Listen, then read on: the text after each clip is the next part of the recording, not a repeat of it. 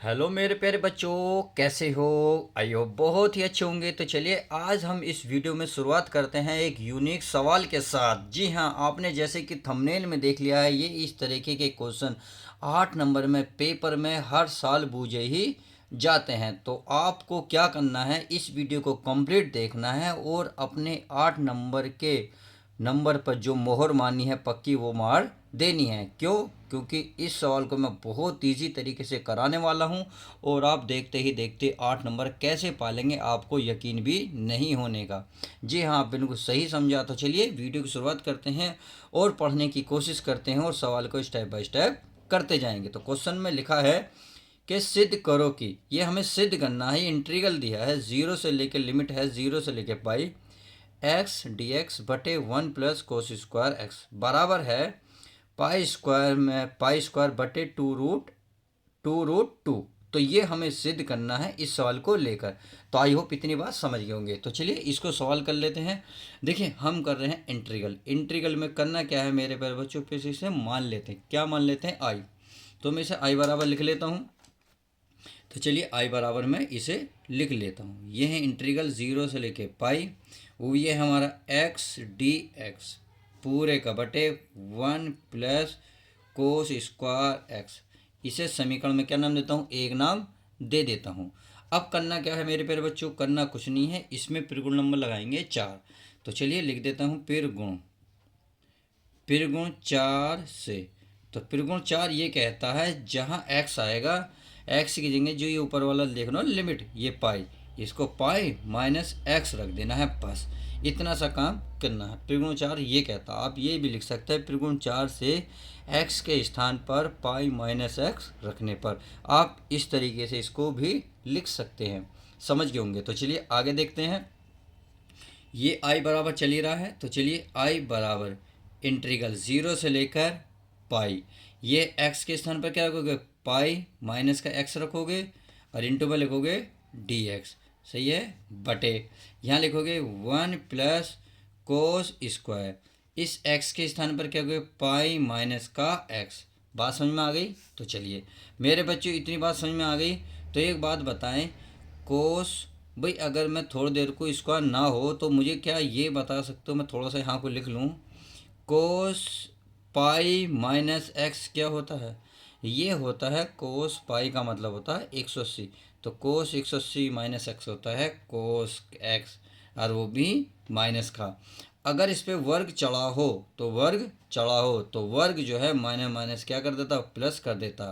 तो इसका मतलब ये आ जाएगा cos²एक्स। तो इसको मैंने यहाँ डिटेल में समझा दिया। तो इसमें रख लेता हूँ मैं, भाई आई बराबर इंटीग्रल जीरो से लेके पाई, ये ऐसी रहेगा पाई माइनस का एक्स इंटू डी एक्स और पूरे के बटे 1 + इसके स्थान पर क्या लिखूंगा मैं? ये लिखूंगा cos²एक्स। बात समझ में आ गई? अब इससे समीकरण क्या मानूँ मैं? 2 मान ली। अब मेरे प्यारे बच्चे समीकरण 1 और 2 को क्या करना है? जोड़ना है। क्यों? क्योंकि देखिए हमने पिरगुण 4 से यू हल करी और ये पहली दी है, तो इन समीकरणों को लिख लेता हूँ। तो यहाँ मैं लिख लेता हूँ समीकरण 1 + 2 करने पर, यहाँ लिख सकता हूँ करने पर। हमने समीकरण क्या करें? समीकरण 1 और 2 को जोड़ रहे हैं, तो समीकरण 1 और 2 को जोड़ने पर। तो चलिए लिख लेते हैं, भाई ये भी आई और ये भी आई। तो क्या बन गया? ये बन गया हमारा प्यारे बच्चों 2i। क्या बना? 2i। और इंटीग्रल जीरो से लेके क्या है? पाई, उसकी वैल्यू हमारे पास एक्स डी एक्स और पूरे के बटे में था 1 + cos²एक्स। अब समीकरण सेकंड की देख लेते हैं। ये भी लिमिट है जीरो से लेके पाई, इसकी है वैल्यू है पाई माइनस एक्स और बटे में क्या है? 1 + cos²एक्स और ये डी एक्स इसका भी है। तो आपने देखा लिमिट जो है इसकी इक्वल है, यानी कि इस इंटीग्रल का जो निशान है बिल्कुल इक्वल है। भाई ये भी ऐसी है, ये भी ऐसी है, तो कॉमन ले लूँ और ये भी। तो इसका मतलब ये सब क्या हो जाएंगे? आपस में जुड़ जाएंगे। और नीचे का एलसीएम बिल्कुल सेम है। तो चलिए मैं लिख लेता हूँ 2i बराबर इंटीग्रल जीरो से लेके पाई, ये हमारा एक्स प्लस, चलिए मैं पहले अलग अलग ले लेता हूँ ताकि आपको कन्फ्यूजन की एक भी सवाल में ना हो, यानी कि छोटा सा भी डाउट मैं नहीं चाहता आपको डाउट रहे। तो पाई माइनस एक्स और पूरे के बट्टे में 1 + cos²एक्स। और ये क्या था हमारा इनटू बाहर क्या है dx। इतनी बात समझ में आ गई। अब आप देखें एल्सियम क्या है, बिल्कुल इक्वल है, एक जैसा है।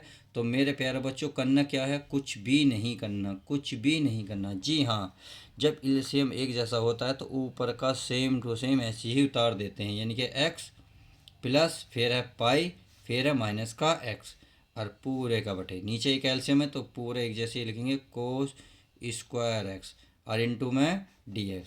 तो आपने देखा ये माइनस है ये प्लस है तो इससे क्या हो गया, कैंसिल हो गया, कट गया। तो अब क्या बचा आपके सामने, आपके सामने बचा कुछ भी नहीं बचा, जो बचा उसे लिख लेते हैं।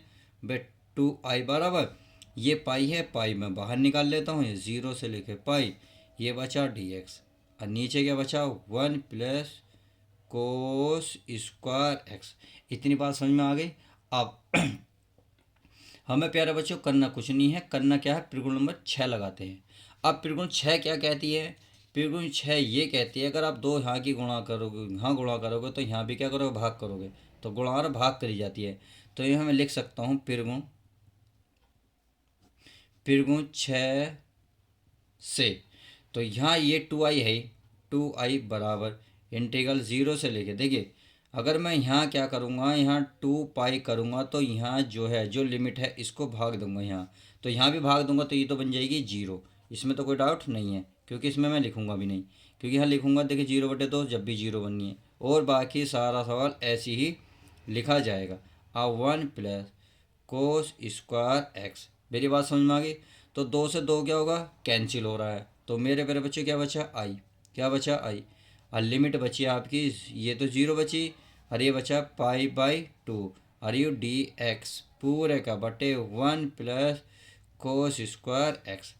इतनी बात समझ में आई हो, आगे होगी। अब क्या करना है, अगर मैं कोस कॉमन लेना चाहूँ, कोस कॉमन लेना चाहूँ तो ले सकता हूँ, किस तरीके से देखिए, नहीं तो मुझे सवाल थोड़ा सा बनाना पड़ेगा, अगर समझ में नहीं आएगा चलिए बना लेते हैं, कोई दिक्कत नहीं, क्योंकि सवाल आपको समझ में आना चाहिए। क्या मैं यहाँ कोस स्क्वायर एक्स बटे कोस स्क्वायर एक्स लिख सकता हूँ, क्योंकि कोस स्क्वायर एक्स से कोस स्क्वायर काटूंगा 1 ही आएगा और यहाँ हमारा कोस एक्स है, सही है। इतनी बात आई होप समझ में आ गई होगी। अब करना क्या है, करना कुछ नहीं है, अब ऊपर से मैं कोस स्क्वायर कॉमन ले लेता हूँ, तो ये आई बराबर चल ही रहा है 0 से लेके पाई/2, तो मैं ये dx ऊपर भी है तो चलिए ये मैं ऊपर वाला कोस स्क्वायर कॉमन ले लेता हूँ। जब मैं कॉमन लूँगा तो यहाँ क्या बचेगा, 1/कोस और 1/कोस, चलिए लिख लेता हूँ मैं 1/कोस स्क्वायर एक्स, सही है, प्लस ये कोस बाहर गया, क्या बचा 1। अब आप खुद बताएं मुझे प्यारे बच्चों, भाई ये तो आई बराबर है ही, इंटीग्रल 0 से लेके पाई/2। अब 1/, ये भाई बटे में है, 1/कोस क्या होता है भाई, एक मान लो 1/कोस होता है सेक, यानी कि सेक स्क्वायर एक्स पूरे के बटे, 1/कोस क्या होता है, 1/कोस होता है सेक स्क्वायर एक्स और प्लस का क्या है 1 और इनटू में क्या है dx। इतनी बात आई होप क्लियर हो गई होगी। अब चलिए नेक्स्ट पेज पे देख लेते हैं, क्योंकि इस पर जगह नहीं बची, देख लेते हैं नेक्स्ट पेज। अब ये मैंने जो है वो उतार लिया। अब देखिए सेक स्क्वायर का एक 10 के पदों में फॉर्मूला होता है, अगर मैं लिखना चाहूँ तो यहाँ लिख सकता हूँ सेक स्क्वायर एक्स बराबर होता है 1 प्लस 10 स्क्वायर एक्स। तो इस सेक के स्थान पर 1 प्लस 10 लिखूँगा, केवल यहाँ नीचे, ऊपर कुछ नहीं करूँगा। तो ऊपर आई बराबर, ये तो ऊपर जो है जैसा है ऐसे ही रहेगा, यानी कि ये रहेगा हमारा सेक स्क्वायर एक्स, इसके स्थान पर लिखूँगा 1 प्लस 10 स्क्वायर एक्स और प्लस का क्या पहले ही 1 है और में है dx। इतनी बात समझ में आ गई होगी। अब करना क्या है, एक और एक कितने होते हैं 2, तो मैं इसको भी लिख लेता हूँ, यानी कि जोड़ लेता हूँ 0 से लेके पाई/2, ये बन गया हमारा सेक स्क्वायर एक्स और बटे में एक और एक कितना हो गया 2 प्लस ये 10 स्क्वायर एक्स है, इसी है। इतनी बात आई होप समझ में आ गई होगी। अब देखिए इसको मैं मानना पड़ेगा, क्योंकि बिना माने कुछ हो अब ये सवाल आगे होएगा भी नहीं।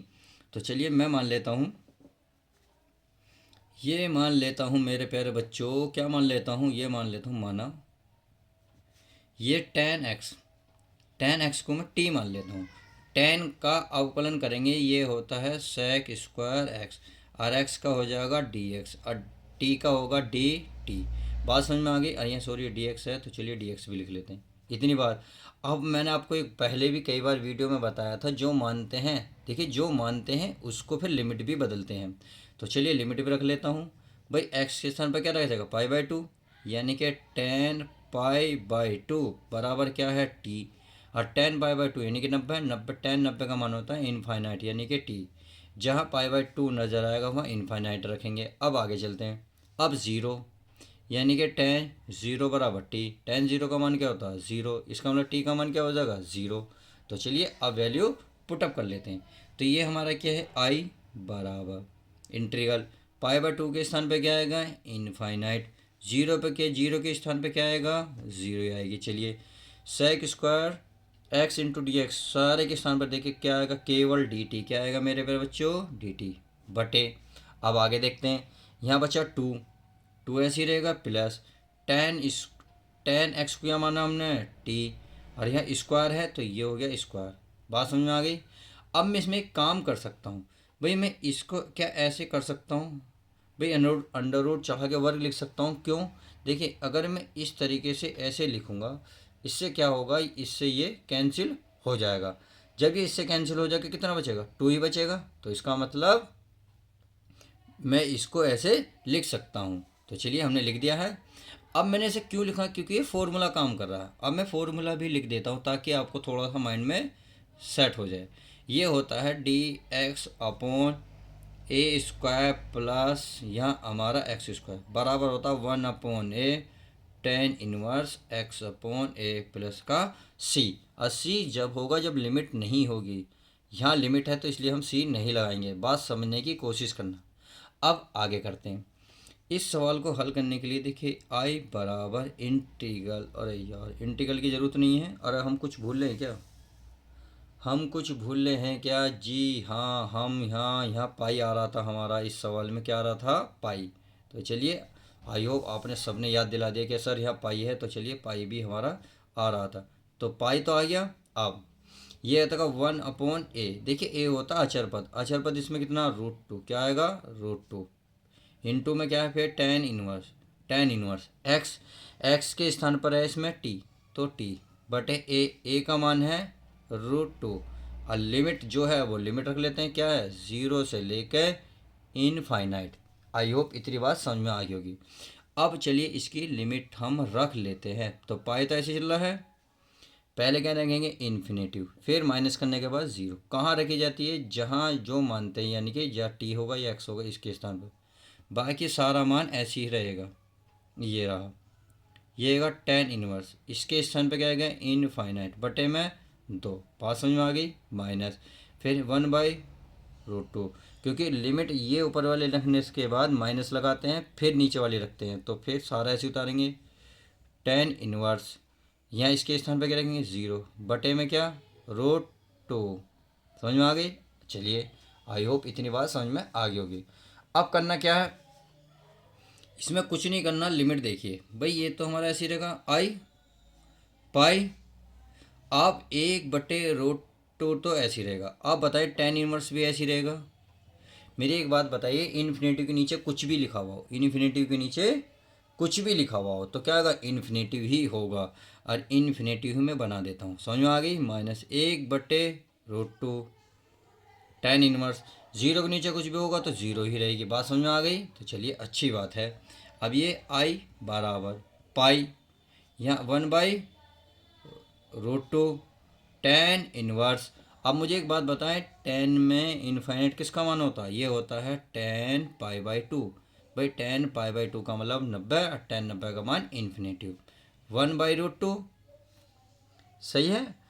अब इसमें तो सब, ये तो सब कुछ जीरो बन गया, कुछ भी लिख लो, tan 0 या tan 0 का मान जब भी जीरो, तो इससे तो कोई फ़र्क पड़ना है नहीं। तो आई बराबर पाई, ये जगह 1/√2। इससे क्या हो गया, 10 से 10 कट गया तो ये बचा π/2, ये तो बन गया जीरो। अब देखिए आई बराबर, इसकी इसमें गुणा करेंगे तो ये तो पाई है भाई, इसकी इसमें गुणा करेंगे क्या आएगा, पाई। और इसकी इसमें करेंगे ये होगा 2√2। अब मेरे प्यारे बच्चों इसकी गुणा कर लेते हैं, तो आई बराबर पाई की पाई में करोगे तो क्या बनेगा, π² बटे में क्या बनेगा, 2√2। और यही सवाल ने पूछा था कि ये आई बराबर सिद्ध कर दीजिए कि आई बराबर π² बटे 2√2। तो आई होप क्वेश्चन जो है छोटा सा लॉन्ग था, बट 8 नंबर का भी तो सवाल था। तो 8 नंबर को देखिए मैंने डिटेल में समझा, इसलिए हर पॉइंट टू पॉइंट, ताकि आपको अच्छे से बेहतरीन से माइंड में सेट हो जाए। और सेट क्या, फिट भी हो गया होगा। चलिए अब मिलते हैं किसी और यूनिक वीडियो के साथ। प्लीज़ वीडियो पसंद आती है तो यार लाइक करना ना भूलें, सब्सक्राइब भी करें चैनल को। तो मिलते हैं नेक्स्ट वीडियो के साथ मेरे प्यारे बच्चों।